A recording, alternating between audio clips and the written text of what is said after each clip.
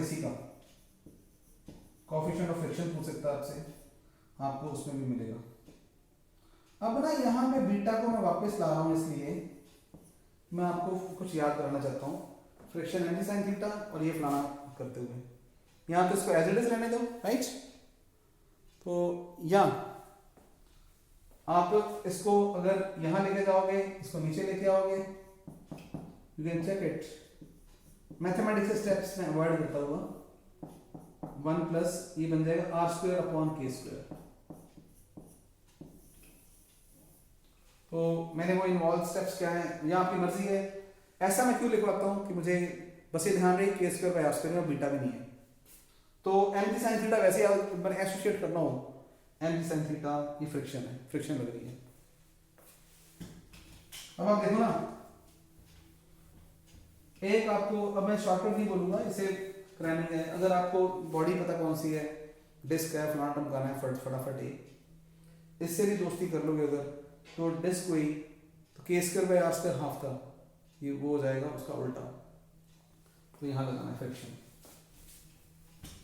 अगर आपसे पूछे minimum coefficient of friction,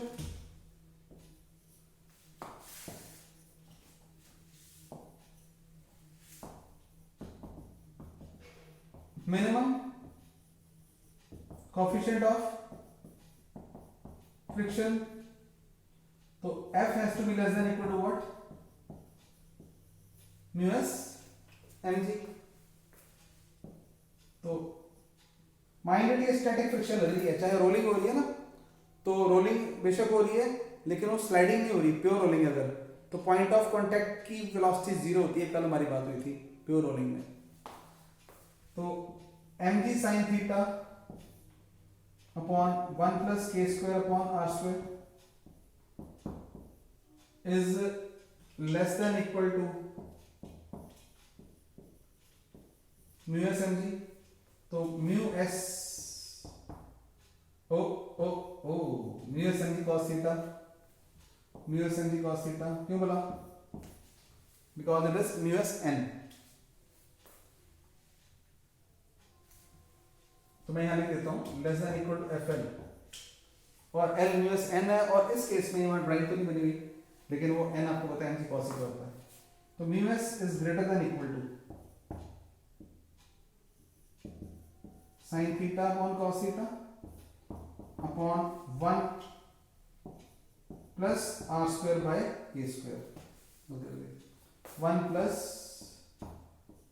r square by k square. ये भी याद करने लायक है बच्चों। देखो आपको पता है नॉर्मली वो tan थीटा वाला याद है आपको, एंगल ऑफ रिपोज वगैरह वगैरह। तो mu s you can remember as tan theta divided by वो उल्टा 1 plus k square by r square, 1 plus r square by k square। For example disc में k स्क्वायर, तो यहाँ बात ही कर लेते हैं, एक सभी का फॉर्मूले कर देते हैं, है ना, किसी एक को क्यों बताएं।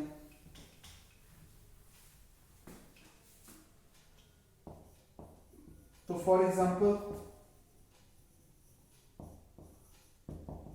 Disc rolling on this, disc के लिए k square by R square 1/2 होगा, beta will be 1/2, that will be 3/2।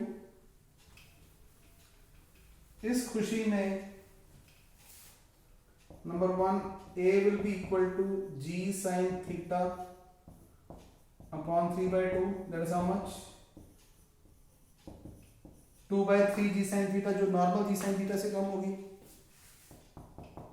Friction will be equal to mg sin theta upon 1 plus 2, क्योंकि k square by R square 1/2 है, तो r square by R square k square उल्टा हो जाएगा। Friction लग रही है यहां पे mg sin थीटा बाय 3। अगर मुझसे पूछ ले कि न्यू कितना है, तो मैं बोलूंगा greater than equal to for pure rolling tan theta divide by वो उल्टे वाला system 1 plus r square by k square, this is tan theta 1 plus 2 mu s is as it is question JEE तक में भी आ सकता है बच्चों। तो याद करना हमारे लिए सेहत के लिए अच्छा है। क्लियर? तो इसमें और क्या क्या बोल सकता था, हम बातें कर रहे हैं, आप अपने आप को समेटो जरा। अल्फा निकाल दो।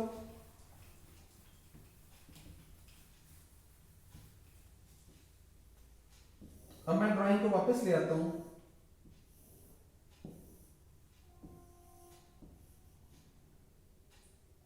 यहां ए और एस के पास अल्फा है और मान लो एच हाइट से इसको छोड़ा गया, यू 0 है, रोल करता हुआ यहां आएगा तो सेंटर ऑफ मास की वेलोसिटी भी आ जाएगी। और कितना डिस्टेंस कर गया, टी, और एस डिस्टेंस, और टाइम टी लग गया मान लो इसको। तो सारी चीजें आपने आपसे अल्फा पूछ ले, कहना ए बाय आर, आपसे यहां v पूछ ले, आपने सिंपली 2s, अगर v पूछ रहा है तो ट्रांसलेशन के फॉर्मूले, रोटेशन पूछे तो रोटेशन के फॉर्मूले। करेक्ट? मैं यहां कर रहा हूं v स्क्वायर इज, तो maybe I should slow down myself. a को रखा मैंने g sin theta upon beta, ठीक है, और s को रख रहा हूं मैं h अपॉन साइन थीटा। तो v is equal to root 2 gh अपॉन बीटा। ओ यस, अच्छा याद करो, अगर स्लाइड होके आती ना तो रूट 2 gh होती।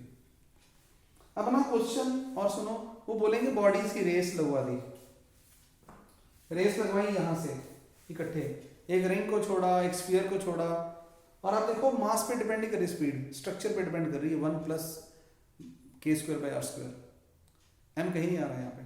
तो बड़ा स्फीयर, छोटा स्फीयर, जो मर्जी हो, सभी की स्पीड इतनी आएगी नीचे आके। और उसकी शेप पे डिपेंड करेगी, बीटा किसका ज़्यादा है, जिसका बीटा ज़्यादा उसकी स्पीड कम, जिसका बीटा कम उसकी स्पीड ज़्यादा।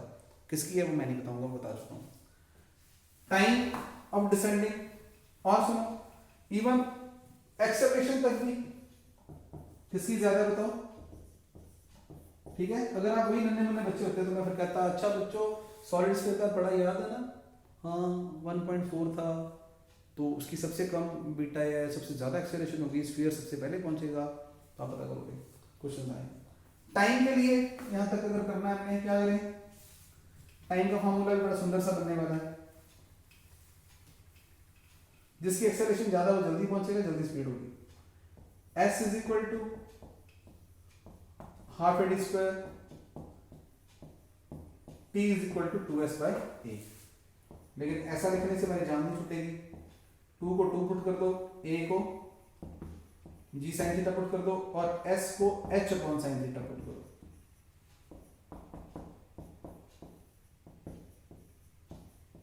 रूट 2 h अपॉन g, वो ये भी सुंदर सा फॉर्मूला दिखाई दे रहा है। ओए बीटा कहाँ गया, अभी काम खराब हो जाता।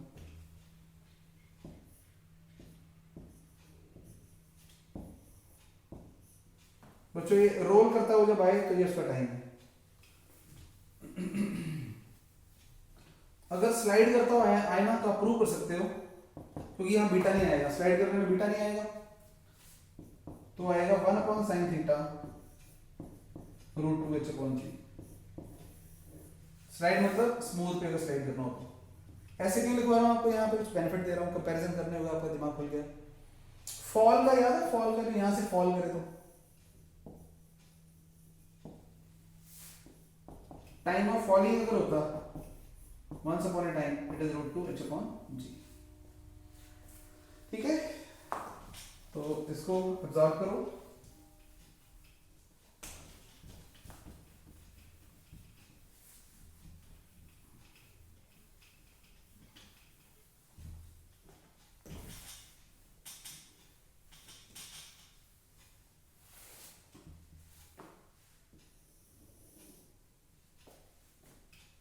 अब to find speed of body, same topic है at bottom,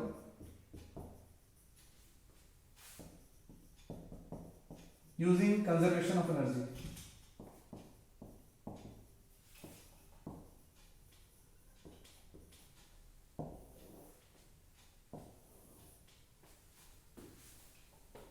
राइट, तो अच्छा यहां पे आप बिल्कुल ठीक है,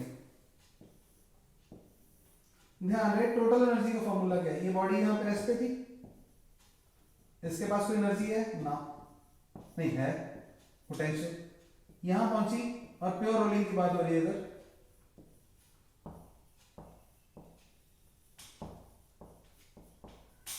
तो प्योर रोलिंग होगी तो इसके पास टोटल एनर्जी होगी कौन सी, kinetic as well as rotational. Loss कितना हुआ है इससे नीचे आते आते, loss of gravitational potential energy is gain of rolling kinetic energy. अगर रोल ना करती, फ्रिक्शन ना होती, स्मूथ होता तो ट्रांसलेशन में लगा देते सारी सारी। तो कितना लॉस mgh। अब आपकी यहां मर्जी है कि आपने दो टुकड़ों में लिखना है, कौन सा, kinetic energy of translation plus kinetic energy of rotation, half M we square plus half I omega square. जब पता ही हमें प्योर रोलिंग है तो हमने फॉर्मूला डिराइव किया हुआ, क्यों ना इसका फायदा उठाएं। क्या थी वो,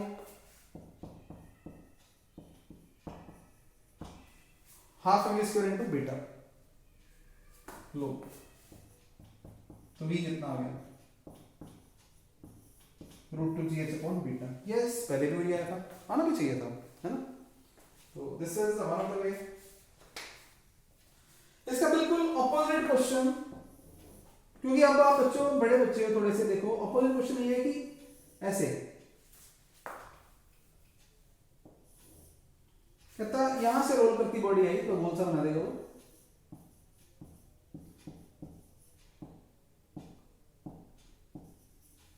तो कितनी हाइट तक, और ये रफ है तो इसका लेवल 2 क्वेश्चन में कल फ्रिक्शन किधर को लगी बताऊंगा मैं आपको। रफ है तो कहां तक कितनी हाइट तक चढ़ जाएगा, आंसर विल बी सेम, यहां से अच्छा आएगा। रीजन कि हम यहां लगा देंगे, यहां रोलिंग एनर्जी है और वहां पे mgh बन जाएगा।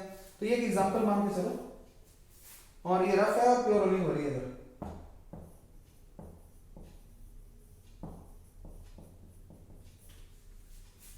तो इससे कुछ स्पेशल बातें हैं वो मैं नेक्स्ट लेक्चर में करूंगा। फिलहाल इसको मैं खत्म कर रहा हूं कि यहां भी अभी बोलोगे रोलिंग की एनर्जी है कितनी, half M we square into beta, क्या ना, is equal to mgh। H चाहिए, ये ले V square beta by what 2g, इतनी हाइट तक आ जाएगा। तो बाद में बात छूट ना जाए तो let us discuss about the direction of friction. समेटा अपने आप को, वरना वीडियो पॉज कर लो बेशक, कि जब बॉडी ऊपर जा रही है ना तब डायरेक्शन ऑफ फ्रिक्शन किधर को होगी, रोल करती हुई।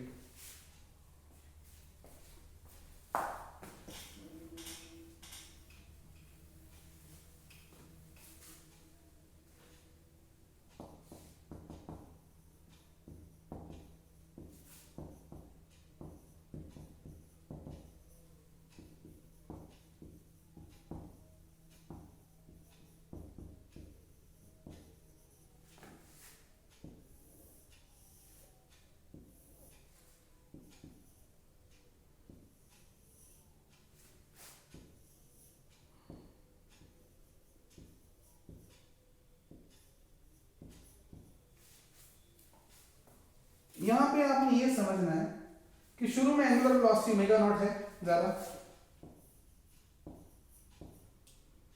और वेलोसिटी v नॉट है, और ये तो लगी mg sin थीटा, ये लग गया mg cos थीटा,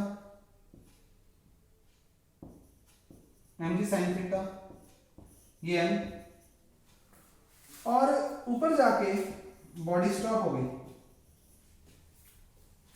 स्टॉप होने तो वेलोसिटी को रोकने के लिए तो mg sin थीटा है,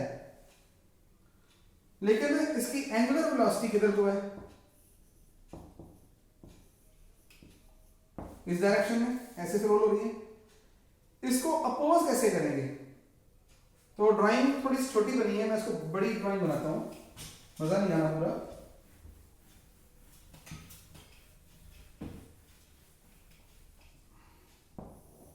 वेरी सेंसिटिव मैटर। बस यहाँ आपने क्या सोचना है कि बात यहाँ करता हूँ, यहाँ वी नॉट था वो भी जीरो हो गया, ओमेगा भी जाके फाइनली जीरो हो गया। इसका मतलब दोनों को तोड़ा। वी को तोड़ने के लिए फोर्स चाहिए थी रिटार्डेशन, और ओमेगा को खत्म करने के लिए उसके ऑपोजिट टॉर्क चाहिए, यानी कि ऑपोजिट एक्सेलरेशन चाहिए। अच्छा, टॉर्क दे फ्रिक्शन ही सकती है। अगर कोई मुझे बोले कि सर जो कॉमन सेंस कहती है, फिजिक्स में नॉन सेंस ही बनती है कॉमन सेंस, कोई बच्चा बोले फ्रिक्शन नीचे को लग रही है, अगर ये फ्रिक्शन नीचे को लग रही है तो इसकी टॉर्क भी इस सेंस में नहीं, यहां उंगली दबा दो, इधर को टॉर्क इधर को अल्फा, इसका मतलब बॉडी ऊपर भी चढ़ रही है, उसकी एंगुलर वेलोसिटी बढ़ती जा रही है। It's not the case. तो फिर what is happening, friction must be breaking the motion. तो सर फ्रिक्शन क्या स्पीड को बढ़ाती जाएगी? स्पीड को बढ़ाएगी तो नहीं, लेकिन उसको इतनी जल्दी रुकने नहीं देगी, इतनी सी बात है।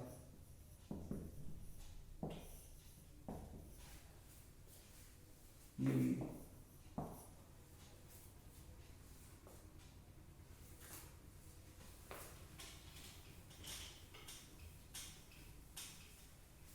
अभी भी फ्रिक्शन का ऊपर लगने का मतलब पता है क्या है? स्पीड को ये जल्दी डाउन नहीं होने देगी, ज्यादा हाइट पे ले जाएगी। इसका मीनिंग क्या है? बॉडी के पास शुरुआत में अगर सिर्फ वी होती तो किसी हाइट तक जाती हाफ एम स्क्वायर की वजह से। ओमेगा भी साथ में है तो वो भी एनर्जी खपत होनी है। तो दो केसेस करो अगर मैं, ये भी आप ध्यान से सुनना, क्वेश्चन है। अगर बॉडी सिर्फ वी से छोड़े और वी और ओमेगा से छोड़े, इस केस में ये h1 हाइट तक और इस केस में ये h2 हाइट तक। आप चेक करो, अगर सिर्फ स्लाइडिंग मोशन है तो h1 विल बी v²/2g, और अगर ये वाला अभी करके हटे v²/2g इंटू बीटा, बिकॉज इसका दूसरी एनर्जी उसको और ऊपर तक लेके जाएगी। तो इसका मतलब जल्दी रुकी नहीं, लेट रुकेगी बॉडी। तो हाइट ज्यादा आ रही है, बीटा 1 से बड़ा होता है, तो यहाँ h2 h1 से बड़ा, हालांकि दोनों की ट्रांसलेशन स्पीड बेशक सेम है, लेकिन रोटेशन से रोटेशन फालतू एनर्जी है।